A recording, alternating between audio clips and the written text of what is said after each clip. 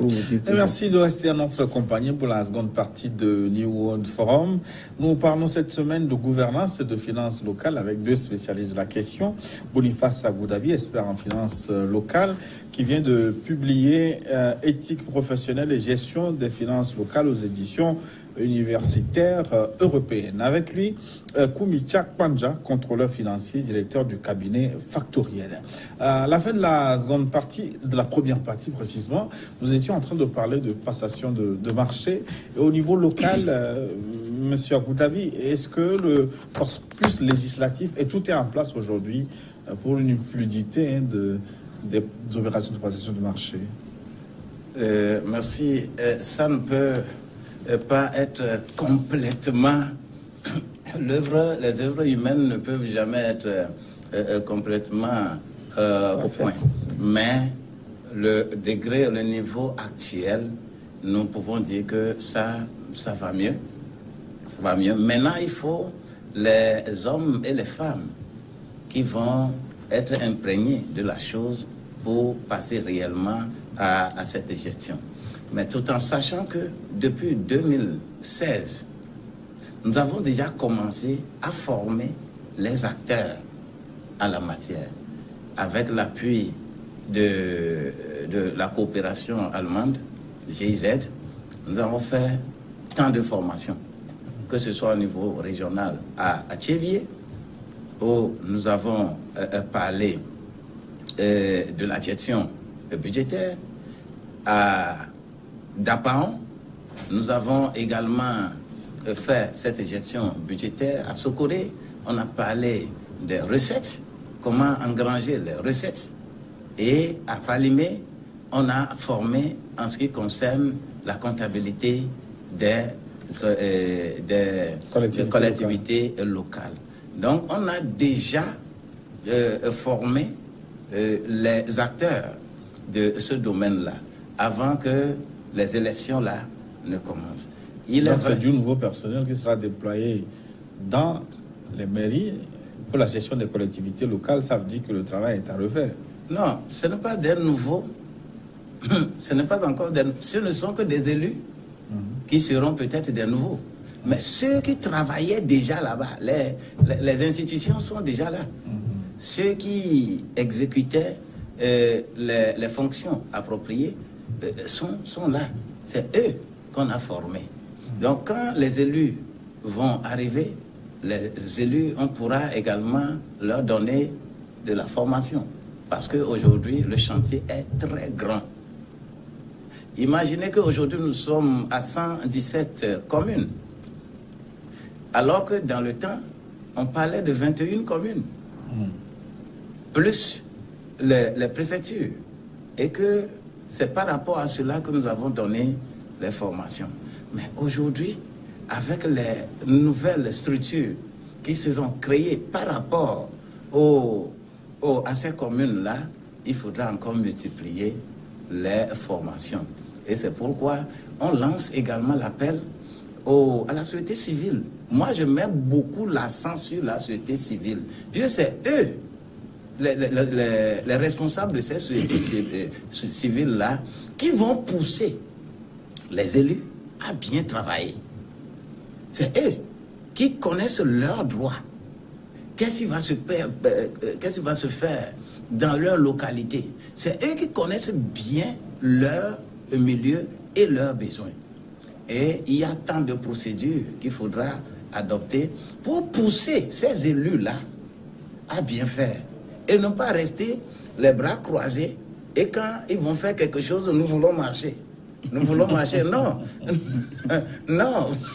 Non, on a plus de choses à faire.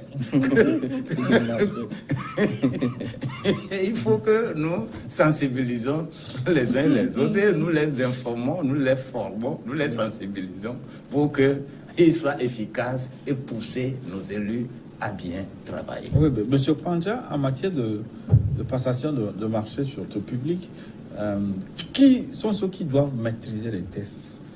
Est-ce que c'est seulement les spécialistes de procurement, de passation de marché, ou bien aussi les contribuables? Est-ce qu'ils ont besoin de comprendre les règles du jeu?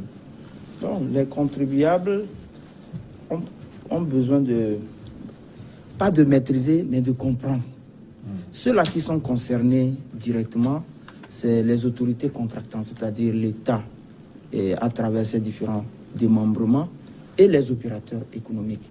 Parce que quand on dit marché public, c'est ce contrat-là qui lie les deux entités.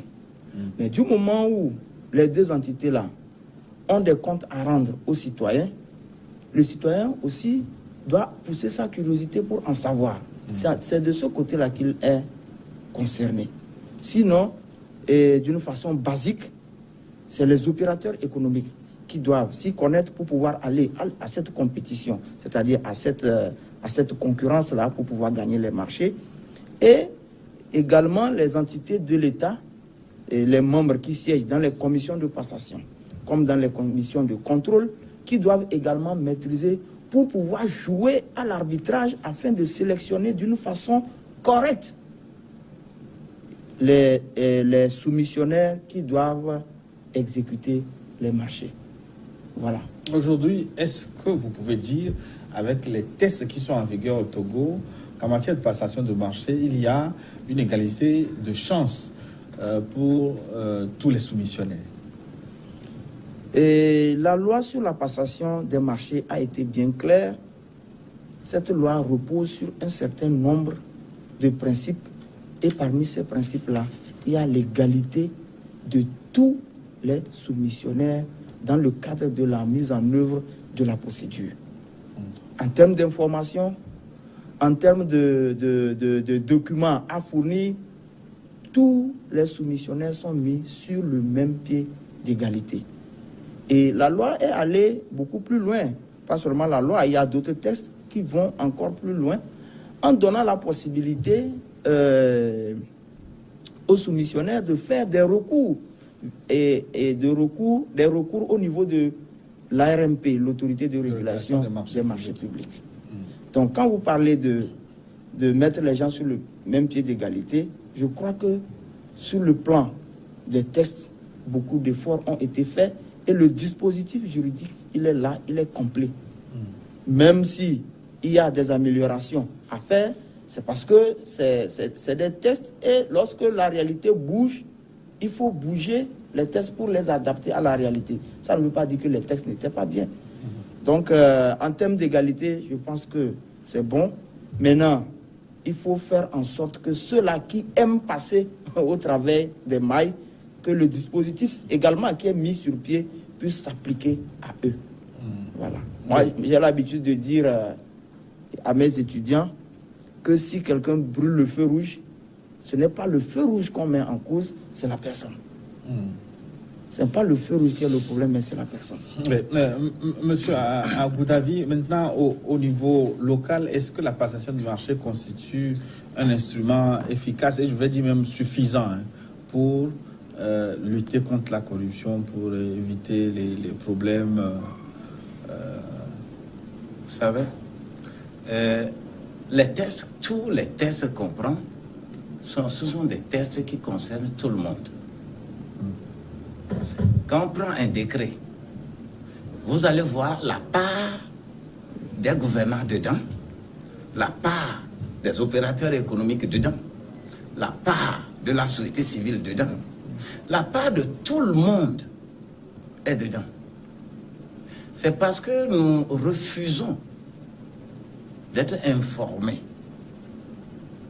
Les Togolais n'aiment pas s'informer. Ils ne veulent pas s'informer sur les choses réelles. On veut s'informer sur le sensationnel. Oui, ce qui est sensationnel. Et surtout que vous aussi, les journalistes, ce qui est sensationnel, c'est ce que vous brandissez sur la page de garde vraiment très large. Et que... mais vous, par exemple, vous n'êtes pas sensationnel, mais je vous brandis là.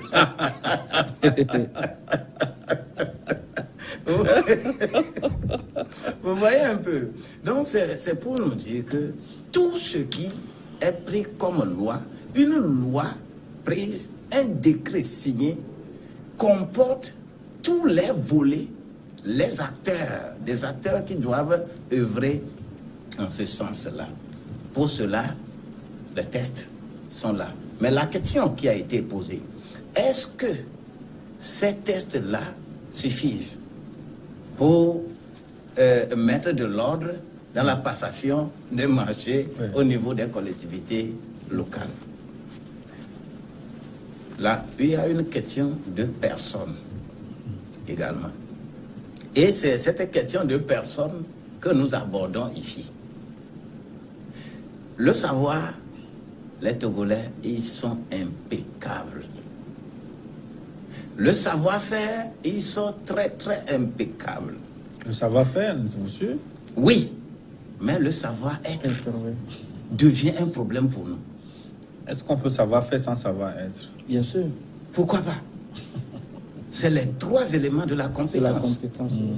Quand on dit que quelqu'un est compétent, c'est qu'il a le savoir.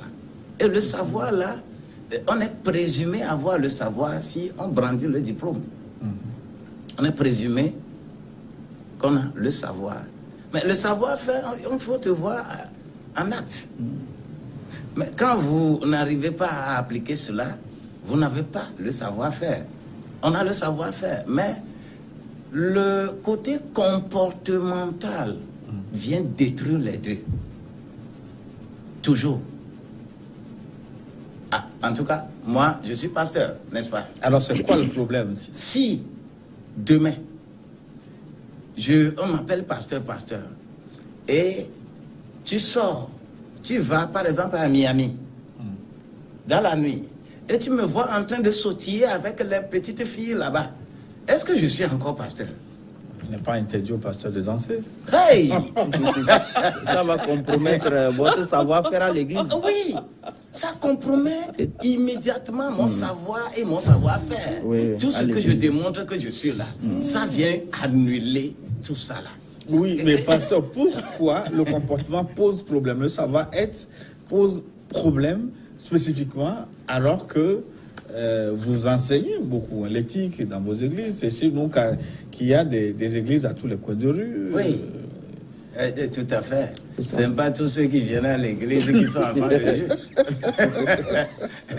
Non, même avec Jésus là, il a formé, toute la foule était là, mais il avait formé 12. Même parmi les 12 là, il y avait toujours Pierre, Jacques et Jean. Quand il veut faire des choses plus secrètes, c'est à eux. C'était les 3 vrais disciples apprentis qui étaient avec Jésus. Les disciples fondeurs étaient les 12. Et 70, il y a encore là. Ce qui veut dire que tout ce que nous faisons, vous pouvez parler, vous pouvez faire. Mais l'intérêt des gens téléguide les choses. Tous ceux qui se fixent objectifs, que nous voulons, je veux construire ma maison rapidement. Je veux acheter tel véhicule rapidement. Je veux voyager rapidement. Ne peuvent jamais avoir une vraie valeur éthique. C'est pas possible. Oui, ce faisant, vous me rappelez, est-ce que ces problèmes ne naissent pas aussi des mauvaises comptabilités, de la mauvaise finance que les familles se font? Parce que si les familles se gèrent efficacement avec un budget, on ne peut pas s'enrichir illégalement. Tout à fait. La famille s'enrichit légalement. Qui voit les besoins satisfaits et ne court pas derrière.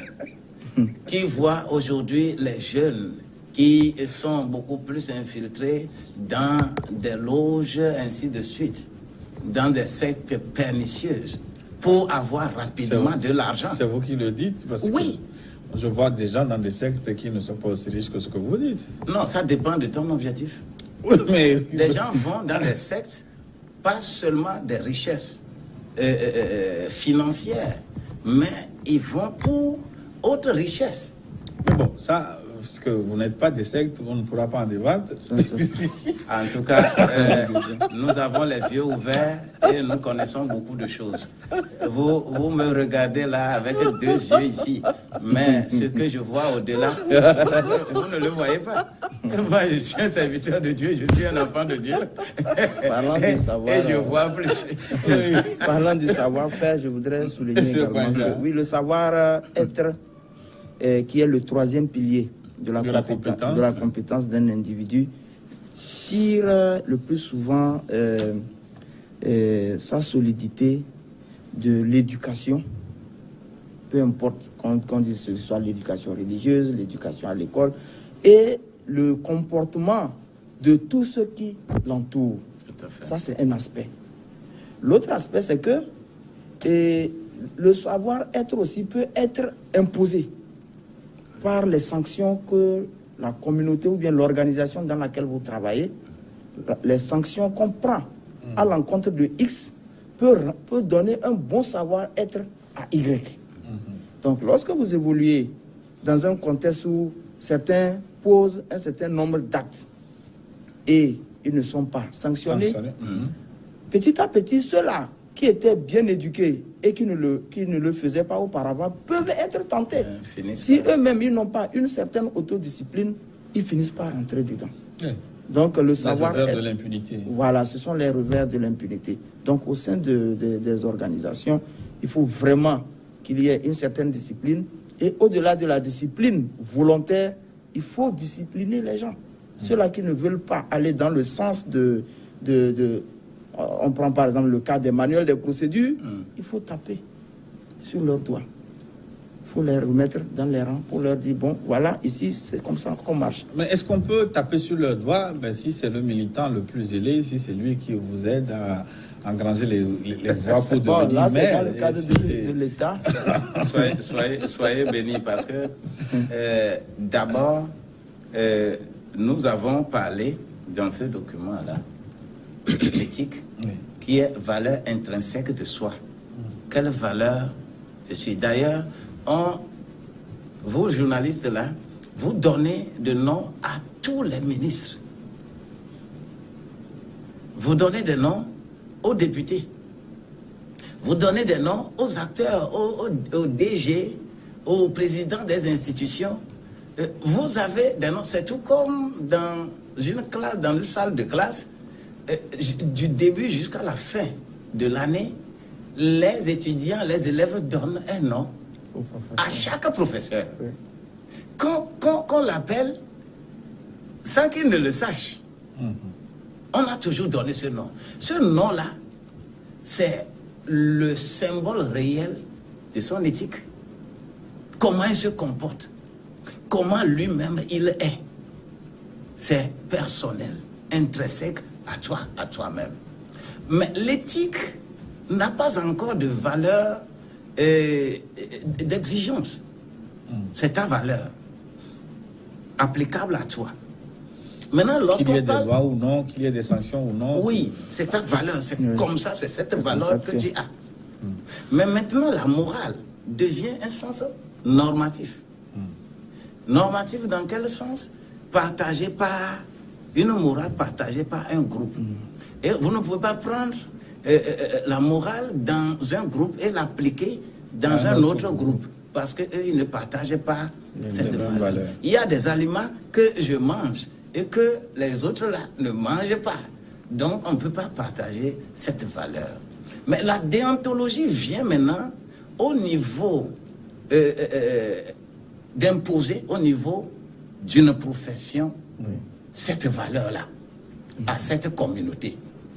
Et quand les tests déontologiques ne sont pas bien pris, eh bien, vous ne pouvez pas l'appliquer. C'est pourquoi quand la déontologie n'est pas là, bien ficelée, il faudra faire appel maintenant au droit. Donc l'éthique appelle le droit pour venir appliquer cette valeur-là que tu savais que c'est bon, mais que tu ne l'appliques pas. On appelle le droit pour te l'imposer. Vous voyez un peu. Donc nous avons ramassé tous ces éléments par rapport à l'éthique. Maintenant, au niveau politique, vous avez parlé de zélé, qu'un zélé, on ne peut pas le sanctionner. Nous avons parlé, tout être humain est né politique. C'est-à-dire la cité, tu es né dans la cité, tu as les valeurs de la cité. Mais politique dont nous parlons aujourd'hui, dans notre environnement, le poids politique est un danger pour le développement local. le poids politique est un danger, pour le développement local. C'est pourquoi moi, j'ai de la trouille lorsque j'écoute que nous voulons nous associer pour prendre telle mairie. Nous voulons nous associer pour prendre telle mairie. Ça me va tellement sur la tête. Parce que le besoin de cette localité-là, c'est pour tous les citoyens. C'est tout comme je prépare ma pâte, mon foufou, mon riz à la maison. Ça a quelle couleur? Ça a quelle couleur de parti politique? Avant que je ne mange. Donc pour vous, fallait-il interdire aux partis politiques de postuler pour les élections locales? C'est pourquoi le poids des partis politiques dans les pays qui réussissent réellement la décentralisation, les partis politiques ne mettent pas leur poids comme cela se doit. Parce que dans la localité là, ce n'est pas l'ordre du parti politique que tu vas appliquer là-bas. Mais c'est les besoins de la collectivité. C'est les besoins de la collectivité. C'est pourquoi les éléments, les 4 éléments de la collectivité, d'abord, pour qu'on parle de décentralisation réelle, le premier élément, c'est d'identifier les ressources nécessaires dans le milieu. Qu'est-ce que nous allons utiliser qui est commun à nous tous dans ce milieu-là pour que nous l'exploitions, pour faire développer notre communauté. Et quand c'est identifié, on se pose la question de savoir qui va nous aider à gérer ça de façon efficace. Donc on passe aux élections pour choisir les gens qui doivent nous aider. Et les gens qui doivent nous aider ne sont pas liés à un parti politique, mais ils sont liés à notre collectivité. Ils connaissent nos besoins. Et quand on a ceci, et que l'État a déjà transféré des compétences dans les domaines de compétences pour que les gens là agissent, il faut que transfert de compétences soit constaté. Et quand les transferts de compétences soient traités, il faut parler plus encore de la maîtrise des ouvrages. La maîtrise des ouvrages qui serait carrément d'autres domaines en dehors de la gestion des finances locales. Celui qui gère les finances locales, qui est dans les finances, ne peut pas regarder en même temps les ponts qui sont faits, comment c'est fait, comment l'entretenir, ainsi de suite. C'est encore un autre service. Même au niveau de la sécurité, de tout ce qui est là, il y a la police municipale. Et que ces collectivités doivent se mettre dans la bataille pour organiser leur police municipale. Quand quelqu'un vient arnaquer les gens là-bas, parce que tout le monde se connaît là-bas, on les connaît, pour pouvoir les traquer. Mais quand l'État affecte quelqu'un, je donne tout l'exemple, un MOBA, policier, qu'on amène à Néo, il y a de limites au niveau de la collectivité, parce qu'il ne connaît pas les coins et des recoins, la culture du milieu, pour faire, il ne peut que s'adapter aux lois qui sont là, que la loi a dit, en négligeant la culture. Alors que la culture est le premier pilier du développement local. Ce n'est pas autre chose qui serait le pilier du développement local. Non pas parce qu'on a des ressources dans la terre qui est le développement local, mais la culture de votre milieu que vous devez valoriser. Et quand vous valorisez ça, vous avez vraiment de véritables ressources. Monsieur Pandja, je voudrais maintenant vous confronter à des difficultés que des maires ont eu dans d'autres pays en Afrique. Je parle du Bénin, je parle du Sénégal, par exemple, où ces maires ont été débarqués pour mauvaise gestion. Vous, en tant que contrôleur financier, expert en ingénierie, pour les nouveaux élus locaux, là, qu'est-ce que vous pouvez leur donner comme conseil? Quelle voie vous pouvez leur tracer pour qu'ils ne tombent pas dans les mêmes travers, pour que 2 mois après leur prise de fonction, ils ne soient pas... qu'ils n'aient pas maillé à partir avec la justice, comme quoi ils ont mal géré, ils ont fait ceci. Comment peuvent-ils procéder? Oui, je vais revenir, puisque dans la première partie, on avait déjà évoqué, mais comme la question est posée, et cette fois-ci, la question s'adresse au cas des maires, je pense que cela... Est-ce que pour le maillage des maires, c'est les conseillers municipaux voilà, donc ce groupe-là. La première des choses, c'est en matière de gestion, les principes sont presque les mêmes. Il faut qu'il y ait de la transparence et de l'inclusion lors de la prise des décisions. Peut-être pas toutes les décisions, surtout les grandes décisions. Il faut que les décisions soient inclusives. Lorsque quelqu'un est associé à la prise d'une décision, demain la personne ne peut pas se retourner pour dire moi je n'étais pas au courant. Même si c'est une mauvaise décision. Hein. Même si à la fin la décision n'aboutit pas à ce qu'on voulait. Parfois une décision peut aboutir à 100%, la décision peut aboutir à 80 ou bien 90%. Il ne faut pas que quelqu'un dise que non, si moi j'étais associé à la prise de décision, peut-être qu'on aurait abouti à 100%. Donc, ça, c'est le premier élément. Oui, pour terminer avec ce premier élément, ça veut dire que si on veut manger, il faut appeler tout le monde, on mange ensemble et puis la question est réglée. Non.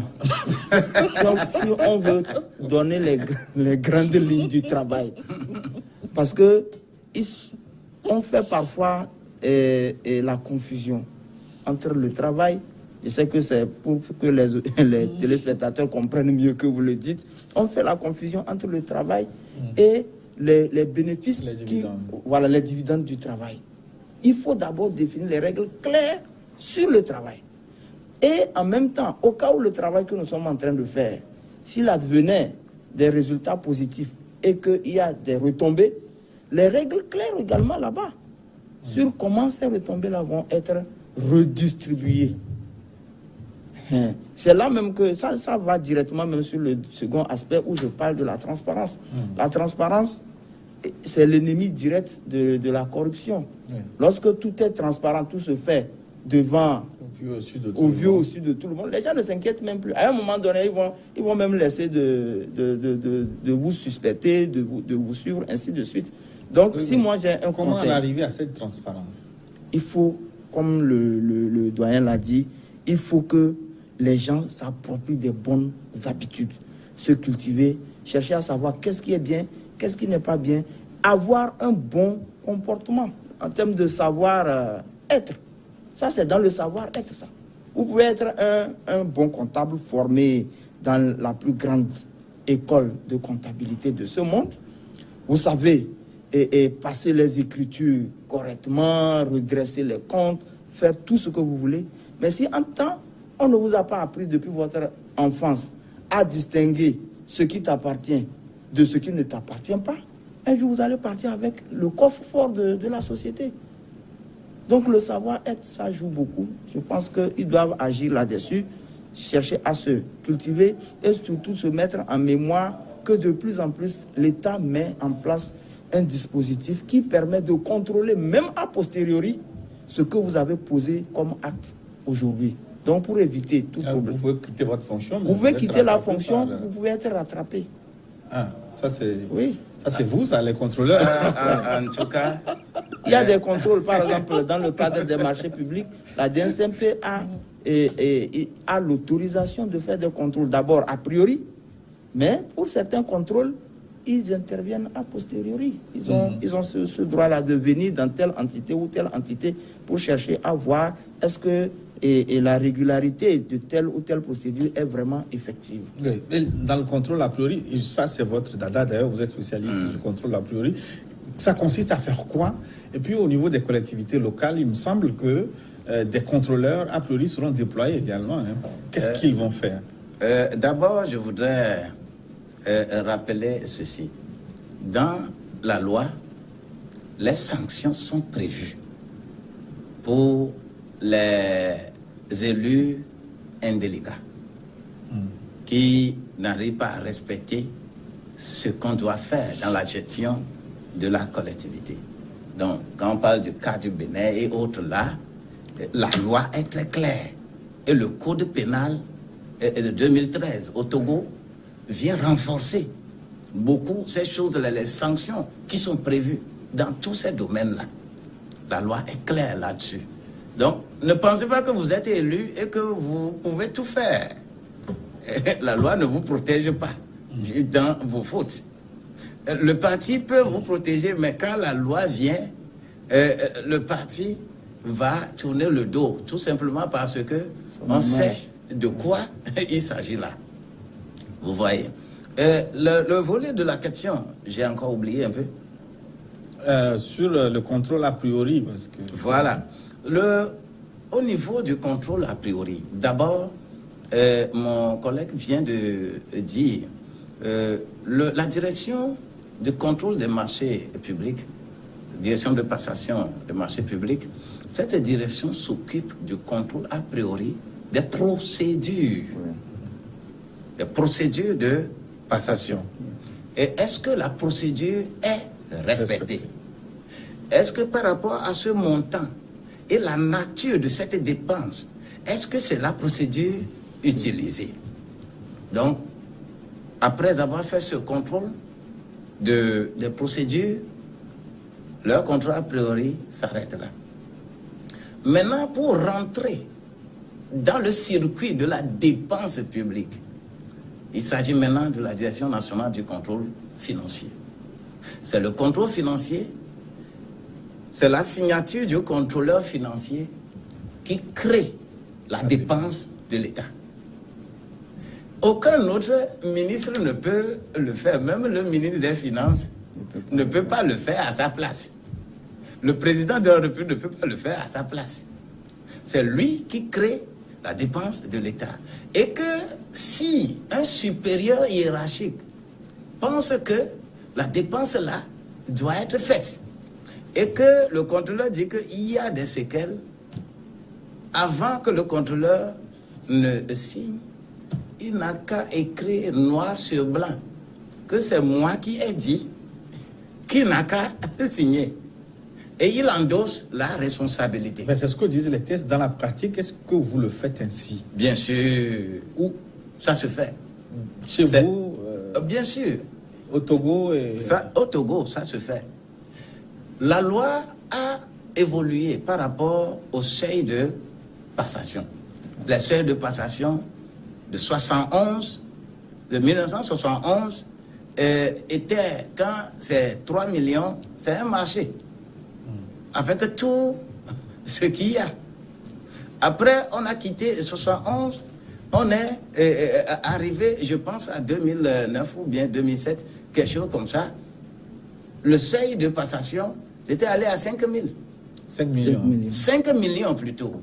Et de 5 millions, le seuil de passation a encore évolué à 15 millions. Mais actuellement, le seuil de passation continue. Ça continue. Vous voyez, par rapport au taux d'inflation, par rapport à tous les éléments qui entourent l'environnement juridico-institutionnel de notre République. Est-ce que vous voyez? Donc, quand ça évolue comme ça, ça donne beaucoup de... dans le maillon, beaucoup d'opportunités aux contrôleurs financiers d'intervenir. Quelle intervention le contrôleur financier va faire au niveau de chaque seuil? Qui signe en dernier ressort le marché au niveau de chaque seuil?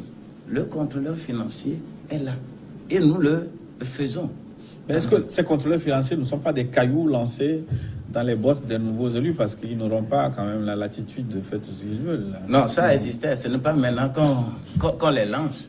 Le contrôle financier a toujours existé depuis. Ce n'est pas maintenant qu'on les lance, mais seulement suivant les directives de l'UEMOA et dans le cadre de l'harmonisation des finances publiques, de la gestion des finances publiques, et qui est beaucoup plus concrétisée en 2014 par la prise de tests sur le code de transparence qui renvoie à d'autres décrets qu'on est en train de prendre et que je disais alors qu'il reste un décret, c'est toujours en lecture, ça va sortir d'ici peu. L'arsenal est complet. Et cela a permis aux contrôleurs d'être beaucoup plus aux aguets. D'ailleurs, nous sommes tout seulement à Lomé pour aller contrôler les choses à Saint-Cassé, à Mandouri, partout. Mais par rapport aux réformes, cette direction est érigée en direction nationale, où les directeurs régionaux sont prévus pour chaque région. Et incessamment, tout est fin prêt pour que cela évolue. D'autant plus qu'en 2020, on va tout balancer dans le budget programme. On ne sera plus dans le budget moyen. Parce que le budget moyen, le contrôle se situe où? Est-ce que vous avez consommé le crédit? À quel pourcentage vous avez consommé le crédit? Et cela permet de dépenser certaines choses sans efficacité. Mais avec le budget programme, maintenant les programmes seront bien ficelés. Et c'est par rapport à ce programme qu'on vous alloue les ressources. Et vous devez atteindre les performances. Et on donne encore l'opportunité aux contrôleurs financiers d'être encore dans ce maillon de gestion et de contrôle de la performance, évaluation des performances. Le décret de 2017 qui érige la direction du contrôle financier, la direction nationale du contrôle financier, lui a transféré également cette compétence. Et nous allons toujours le faire, comme on l'a toujours fait. Je ne suis pas délégué par ma direction de venir parler de ça, mais je le dis à mes risques et périls. Oui. Pas de risque parce que votre document, mon document en a parlé largement et publiquement d'ailleurs. Voilà. Monsieur Pandja, pour aborder le dernier aspect de cette émission, on a parlé de beaucoup de choses, beaucoup de lois en matière de finances aussi. J'avoue que je ne savais pas qu'il y avait autant d'éléments, autant de lois concernant les finances aussi. Est-ce qu'il n'y a pas une méconnaissance de façon générale de tout ce qui concerne les finances? Est-ce que les gens connaissent assez les textes qui régissent les choses? Est-ce que le problème ne vient pas de là aussi? Oui, vous avez touché du doigt au problème. Et les textes sont votés et d'autres ne sont pas votés, mais ils sont pris, comme on le dit. Mais est-ce que ceux sur qui ces textes vont être appliqués, est-ce qu'ils sont au courant? Parfois, oui, mais dans la plupart du temps, ils ne connaissent pas ces textes-là. C'est justement là que la problématique de la formation se pose. Il faut qu'on forme les gens, surtout ceux-là qui sont concernés par tel ou tel texte, et à ce que ces personnes-là prennent en main et comprennent concrètement pourquoi ce texte a été voté, pourquoi ce texte a été pris, et qu'est-ce que ce texte m'apporte en tant que citoyen. Donc, il faut forcément que les gens se forment, que les gens lisent aussi, pas seulement de la formation. Pour certains textes, voilà, parfois c'est très simple. Vous pouvez lire et comprendre. Peut-être c'est dans la pratique qu'il faut aller vers ceux-là qui sont spécialistes pour qu'on vous montre comment il faut faire, comment il faut procéder. Donc, le problème de la lecture même se pose chez certains citoyens. Donc, nous devons développer la culture de la lecture et s'intéresser vivement à ce qui se fait au niveau des ministères et des institutions étatiques afin de savoir qu'est-ce qui est fait, qu'est-ce qui n'est pas fait sur tel ou tel aspect de la vie politique ou bien de la vie publique. Est-ce qu'il revient aux citoyens d'aller à l'information lui-même où il doit exister des canaux pour distiller les informations concernant quand même les lois, les tests réglementaires? Comment ça doit se passer, M. Agoudavi? Vous savez, l'État a ses obligations. Et c'est de mettre en place l'arsenal juridique. Et pourquoi, lorsque nous parlons de toute forme d'institution, on parle de cadre légal, le cadre légal de la chose. Et ce cadre-là, d'abord, l'ensemble s'appelle cadre juridique. Maintenant, dans ce cadre juridique, il y a le cadre légal. Et le cadre légal permet de voter les lois. Et les lois-là doivent être mises à la disposition des institutions. Maintenant, le cadre institutionnel vient maintenant des décrets par rapport à ces lois. L'État met tous ces éléments-là en place. Maintenant, ce qui concerne chaque acteur dans ces lois, décrets, arrêtés, décisions et autres, chaque entité devra emprunter les éléments. Quand vous allez au ministère de l'administration territoriale, pour qu'on vous sorte les associations, les ONG qui veulent œuvrer dans un domaine donné, vous allez trouver des milliers d'associations et d'ONG. Je veux exceller dans défense de... Et c'est des tests bien, des statuts bien ficelés, correctement bien faits. L'État met à votre disposition l'arsenal juridique, le cadre juridique, le cadre institutionnel, reconnaissant votre association, votre ONG, que vous pouvez œuvrer dans le domaine-là. C'est à vous maintenant de chercher ces tests, ces éléments au niveau légal, au niveau réglementaire, au niveau institutionnel. C'est à vous de chercher et d'aller prendre les éléments et commencer à faire votre travail. Le débat a déjà eu lieu. Je n'ai pas partagé le même avis que vous.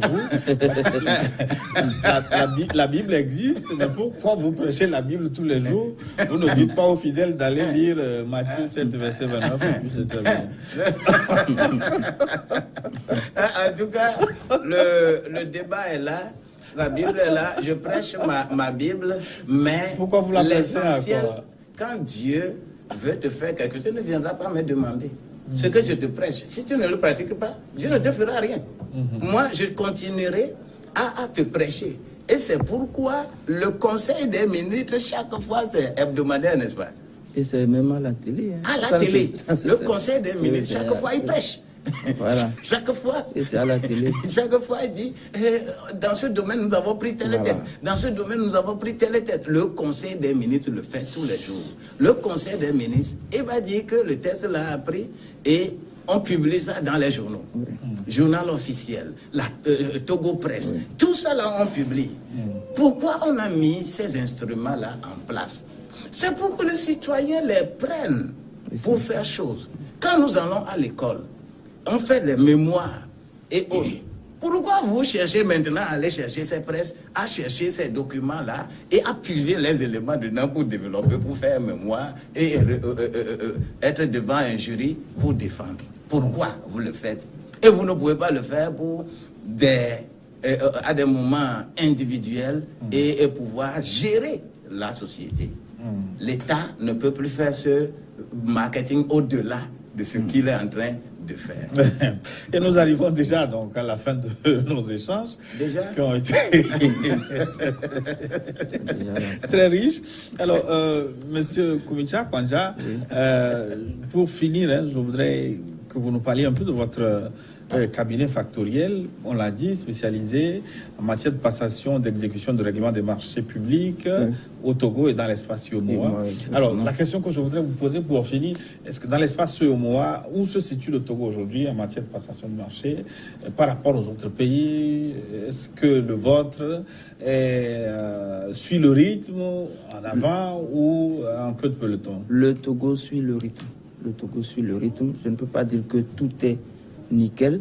Et je ne peux pas non plus te dire il y a un classement, le Togo est premier, tel pays est deuxième, mais le Togo est dans le peloton, dans le rythme. Le même rythme qui a été imprégné à partir de 2005. Le Togo d'ailleurs fait partie des tout premiers qui ont transposé la loi. Et aussitôt la loi transposée, les décrets ont suivi. Donc nous ne sommes pas les derniers dans les derniers de la classe. Hein? Nous ne sommes pas les derniers au niveau de l'UEMOA. Il y a d'autres même qui s'inspirent de nos modèles pour pouvoir faire chez eux. De la même façon, il y a certains trucs que les nôtres également peuvent aller prendre ailleurs et l'adapter. Bon, c'est la même directive. L'essentiel, c'est d'être dans cette directive-là et créer les lois et les décrets conformément à ces directives. Est-ce qu'il y a assez de spécialistes, assez de personnel qualifié en la matière de passation? C'est une loi qui est très jeune. Des marchés publics. C'est une loi qui est très jeune. Ça ne fait même pas 10 ans, surtout depuis que ça a été mis en œuvre. Et théoriquement, nous sommes dans les 10 ans, mais dans la mise en œuvre même, ça ne fait pas encore totalement 10 ans. Quand vous regardez le parcours qui a été fait, il s'agit d'un État, ce n'est pas une petite entité. Prendre une décision et pouvoir la faire respecter par toutes les entités, je crois que la célérité avec laquelle la loi sur la passation des marchés a été déployée est à saluer. Je crois que c'est à saluer. Et c'est à nous, en tant qu'institut de formation également, de relayer. Vous avez un institut de formation? Oui, et le cabinet factoriel a son institut de formation. En passation de marché? En passation de marché, reconnu par l'État. Voilà. D'accord. Merci à vous. Merci également. Koumicha Kwanja, contrôleur financier, expert, consultant en ingénierie financière et en passation de marché. Monsieur Goudavi, nous arrivons donc à la fin de notre entretien. Éthique professionnelle et gestion des finances publiques. Très rapidement. Local. Oui. Finance locale. Très rapidement, en 1 minute, parce que vous avez développé un chapitre qui m'a beaucoup plu, mais nous n'aurons pas le temps d'en parler. Il s'agit de la citoyenneté locale. La citoyenneté, c'est citoyenneté. Pourquoi vous ajoutez cette épithète locale? Justement, la citoyenneté locale, il est évident que cette citoyenneté se définit. On peut être citoyen, avoir sa nationalité, mais on n'a pas la citoyenneté. C'est aussi possible. Et dire qu'on est citoyen, c'est qu'on participe à l'effort de développement de son milieu. D'ailleurs, les Anglais appellent, ils n'appellent pas citoyen n'importe comment. Les Anglais, en Grande-Bretagne, les citoyens, on l'appelle taxpayer. C'est celui qui... celui qui paye ses taxes.